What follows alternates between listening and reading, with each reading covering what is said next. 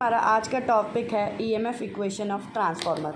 अब ईएमएफ क्या होता है, जैसा कि हमने पढ़ा कि ट्रांसफार्मर किस प्रिंसिपल पे काम करता है, इलेक्ट्रोमैग्नेटिक इंडक्शन प्रिंसिपल, मतलब इलेक्ट्रोमोटिव फोर्स पे। तो ईएमएफ क्या होता है, हमने ट्रांसफार्मर की वर्किंग में पढ़ा कि जब भी कहीं पे Faraday's law of electromagnetic induction क्या कहता है कि जब भी कहीं पे टाइम में चेंज होगा वहाँ पे क्या होगा, ईएमएफ प्रोड्यूस होगा। अब ट्रांसफार्मर में ईएमएफ प्रोड्यूस हो रहा है प्राइमरी वाइंडिंग में भी, सेकेंडरी वाइंडिंग में, तो हमें जानना होगा कि कितना ईएमएफ इंड्यूस हो रहा है, इलेक्ट्रोमोटिव फोर्स कितना इंड्यूस हो रहा है। तो वो जानने के लिए हम उसका इक्वेशन बनाने की कोशिश करते हैं। तो सबसे पहले उसके लिए हम लेते हैं कि N1 मान लेते हैं, number of turns in primary winding, मतलब प्राइमरी वाइंडिंग को जितनी बार हमने लपेटा है। सेकेंडली है N2, मतलब सेकेंडरी वाइंडिंग को हमने जितनी बार लपेटा है। उसके बाद फाई एम क्या है, maximum flux in the core, मतलब फ्लक्स के अंदर जो मैक्सिमम मतलब जो हमारा कोर है, जो हमारा ट्रांसफार्मर का आउटर मोस्ट पार्ट था उसके अंदर फ्लक्स में चेंजेस आ रहा है ना, तो वो फ्लक्स में मैक्सिमम कितना चेंज आ रहा है उसको हमने नाम दे दिया फाई एम।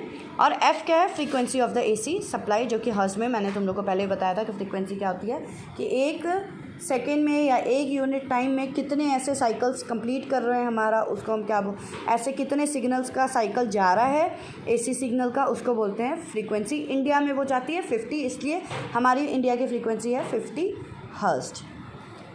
अब आता है, तुम ग्राफ से देखने की कोशिश करो कि फाई एम, क्योंकि एसी सिग्नल है दिख ही रहा होगा, तो फाई एम जो है वो साइनोसॉइडल वेव होता है। तो फाई एम जो है वो मैक्सिमम कहाँ पे चेंज हो रहा है, T/4 पे। उसके बाद क्या हो रहा है, ये डिक्रीज़ होना शुरू हो जा रहा है, फिर यहाँ पे नेगेटिव में हाफ जा रहा है, नेगेटिव में मैक्सिमम जा रहा है, लेकिन हम पॉजिटिव वाले को मैक्सिमम लेते हैं। वो कहाँ पे हो रहा है, T/4 टाइम में फाई एम मैक्सिमम वैल्यू मान लेते हैं, ठीक है। तो हमने ये देखो phi M is maximum at T/4 लिखा। उसके बाद क्या आता है, टी क्या है, टी क्या है, टाइम पीरियड ऑफ सप्लाई है। टाइम पीरियड क्या होती है, 1/फ्रीक्वेंसी, मतलब 1/50 हर्ट्ज।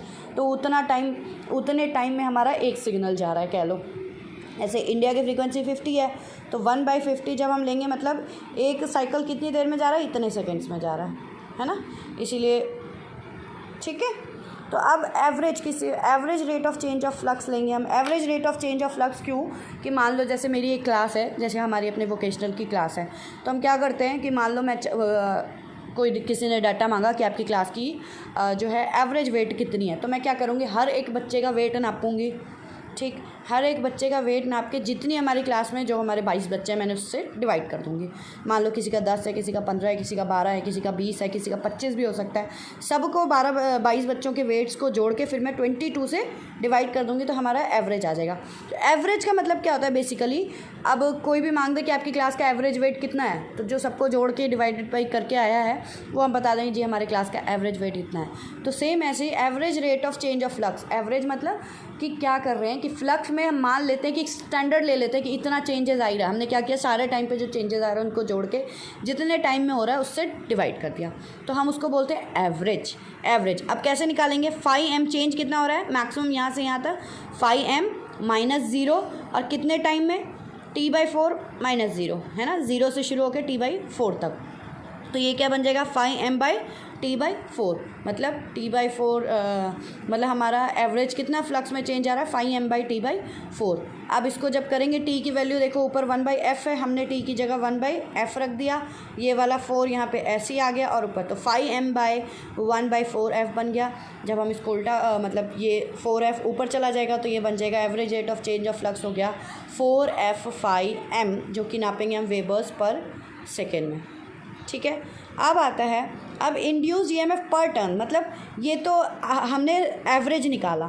अब हर एक टर्न में कितना चेंज आ रहा है, कितना ईएमएफ इंड्यूस हो रहा है वो जानेंगे हम। तो उसके लिए हम क्या करेंगे, जो फ्लक्स में जो चेंज आ रहा है, rate of change of flux पर टर्न, मतलब एक टर्न में कितना चेंज आ रहा है उसको हम लेंगे। तो एवरेज, देयरफॉर एवरेज ईएमएफ, मतलब एवरेज कितना ईएमएफ इंड्यूस हो रहा है वो कितना होगा, rate of change of flux 4f phi M. अब देखो, एक हमने पिछले 11th क्लास में पढ़ा था, फॉर्म फैक्टर क्या होता है, RMS value upon average value, ठीक है, RMS value upon average value. अब देखो, आरएमएस वैल्यू ऑफ ईएमएफ पर टर्न क्या होगा, form factor into average EMF पर टर्न। अब हमको पता है कि एसी सिग्नल्स का फॉर्म फैक्टर कितना होता है, साइनोसॉइडल वेव्स का 1.11, ठीक है। तो आरएमएस वैल्यू पर टर्न कितनी निकलेगी, आरएमएस मतलब root mean square value. Root mean square value यहाँ से तुम देखो हमने किया था ना, रूट मीन स्क्वायर वैल्यू क्या होगी, form factor into average value, form factor multiplied by average value, तो आरएमएस वैल्यू निकल जाएगी। तो यहाँ से आरएमएस वैल्यू ऑफ ईएमएफ पर टर्न कितना हुआ, form factor into average EMF पर टर्न, यानी फॉर्म फैक्टर 1.11 इंटू 4F5M, तो ये हो जाएगा 4.44F5M। अब ये तो हुआ एक टर्न में। अब मान लो हमारे नंबर ऑफ टर्न्स जो हैं वो N1 है, तो E1 क्या है, जो self induced EMF primary winding में हो रहा था वो कितना होगा, आरएमएस वैल्यू जो कि एक टर्न का है उसको मल्टीप्लाई कर दें हम जितनी बार प्राइमरी को हमने लपेटा है, मतलब नंबर ऑफ प्राइमरी टर्न्स को। तो मान लो हमने N1 बार लपेटा है, तो ये इक्वेशन क्या हो जाएगा, E1 is equal to 4.44F5M multiplied by N1, तो ये बन जाएगा 4.44FN15M। ठीक है, इसी तरह सेकेंडरी वाइंडिंग का क्या हो जाएगा, 4.44FN25M। क्लियर है सबको? तो ये हमारा EMF equation in primary winding हो गया।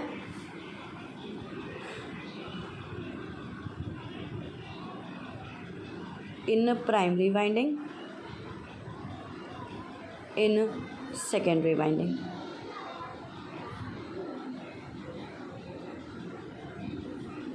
ठीक है, अब देखो इसी इक्वेशन से जब हम E1 बाई E2 करेंगे, करके देख सकते हैं, E1 बाई E2 करेंगे मतलब E1 को हम इक्वेशन 1 को इक्वेशन 2 से डिवाइड करेंगे तो क्या होगा, 4.44FN15M डिवाइडेड बाई 4.44FN25M। तो देखो 4.44 कट गया, 4.44 कट गया, F कट गया, F कट गया, 5M कट गया, 5M कट गया, तो ये क्या बचा, E1 by E2 is equal to N1 by N2। ठीक है, ये होता है ट्रांसफॉर्मेशन रेशियो। इसको हम दिखाते हैं एक कांस्टेंट के बराबर जिसका नाम है K। इस K को बोलते हैं हम ट्रांसफॉर्मेशन रेशियो।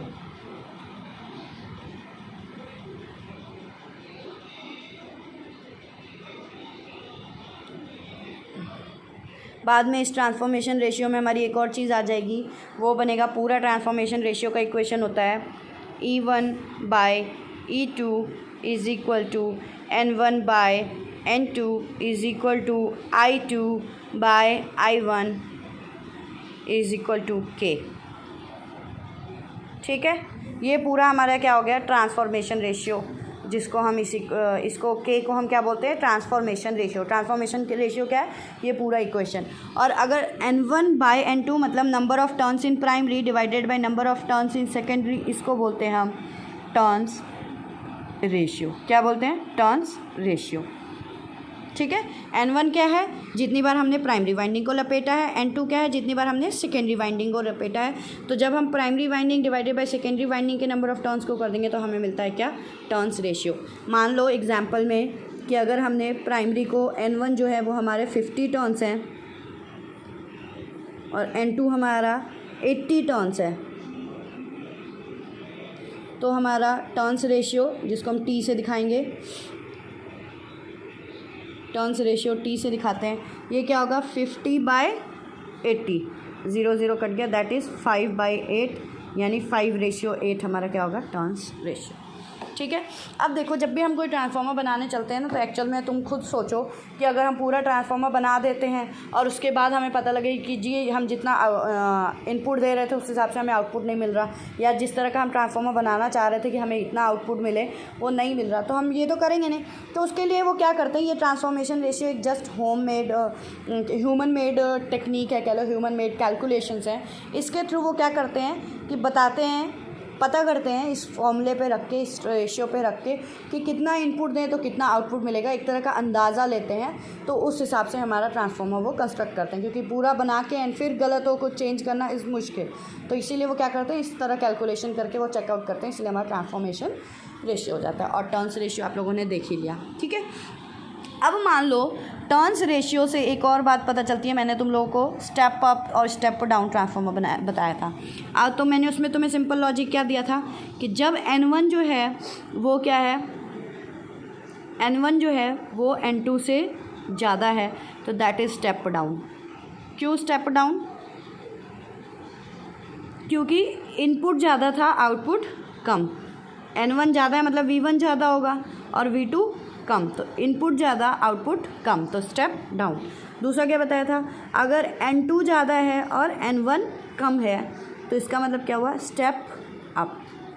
क्योंकि मैंने बताया था ना कि ट्रांसफार्मर का जो आउटपुट है वो किस पे डिपेंड करता है, नंबर ऑफ टर्न्स, मतलब जितनी बार हमने प्राइमरी को लपेटा एंड जितनी बार हमने सेकेंडरी को लपेटा।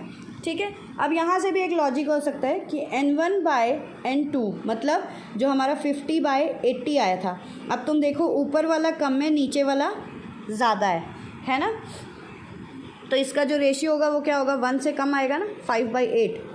5/8 तुम चाहो तो 8 से 5 को डिवाइड करके देख लो, ये 0 पॉइंट समथिंग आएगा, 5 बचा, पॉइंट लगाया 0, 6 जा 48, फिर 2 बचा है ना, फिर 0, मतलब ये 1 से क्या आ रहा है, कम, तो इसका मतलब क्या हुआ, स्टेप अप ट्रांसफार्मर। ठीक है, और अगर वहीं N1/N2 ग्रेटर देन 1 आ रहा है, मतलब अगर हमारा मान लो N1 जो है वो है 60 और N2 जो है दैट इज़ 40 या 50 जो भी आप लेना चाहो, तो N1/N2 कितना आएगा, इज़ इक्वल टू 60/50, मतलब ग्रेटर देन 1 आएगा ना। 6 है, नीचे 5 बच रहा है, तो 1 से ज़्यादा ही कटेगा, तो इसका मतलब ये क्या हुआ, स्टेप डाउन ट्रांसफार्मर।